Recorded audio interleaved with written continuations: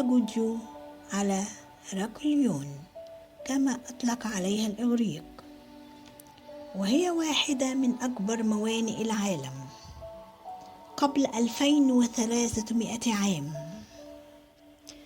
تأسست المدينة على الأرجح في القرن 12 قبل الميلاد، وقد شيدت المدينة حول معبدها الكبير المخصص لعبادة الإله آمون. تعرضت المدينة لكوارث طبيعية متنوعة، وأخيراً غرقت تماماً في أعماق البحر المتوسط في القرن 3 الميلادي، إثر زلزال قوي أدى إلى اختفائها تماماً. تقع مدينة هراكليون عند منطقة أبي قير في شمال شرق الإسكندرية، وهي مكونة من مجموعة من الجزر يربطها ببعضها شبكة من القنوات المائية. تعد مركزاً دينياً مهماً لوجود معبد كبير لآمون، وكذلك قصر الملكة كليوباترا.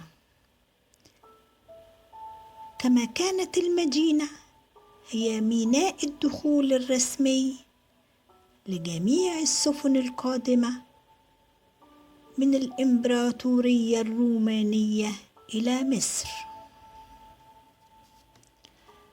عثر الغواصون بعد إزالة طبقات من الرمال على مجموعة تماثيل من الجرانيت والديوريت، وأيضا على بعض بقايا 64 سفينة. وكان أيضا من بين الاكتشافات أساسات لقصر كليوباترا وتمثال إيزيس الضخم من الجرانيت الأحمر، ومنارة الإسكندرية، وتمثال آخر لأبي الهول.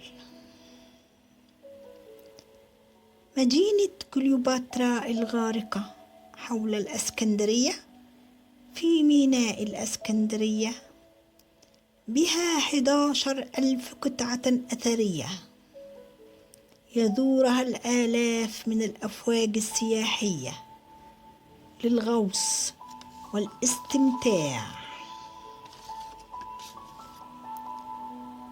تخطط الحكومة المصرية لإنشاء متحف من طابقين، الأول فوق سطح الماء يعرض به الآثار المستخرجة من خليج أبي قير، بينما يكون الجزء الأكبر من المتحف مغموراً تحت الماء، حيث يتاح للزوار رؤية الآثار عن طريق الغطس أو السير داخل أنابيب زجاجية.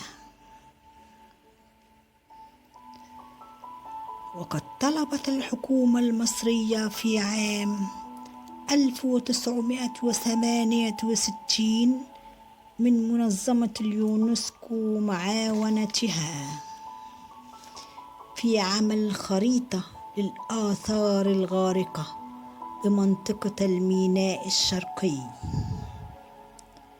فأرسلت غواصة حديثة في عام 1975 تمكنت من وضع خريطة للآثار الغارقة لأهم وأشهر المدن الغارقة هركليون.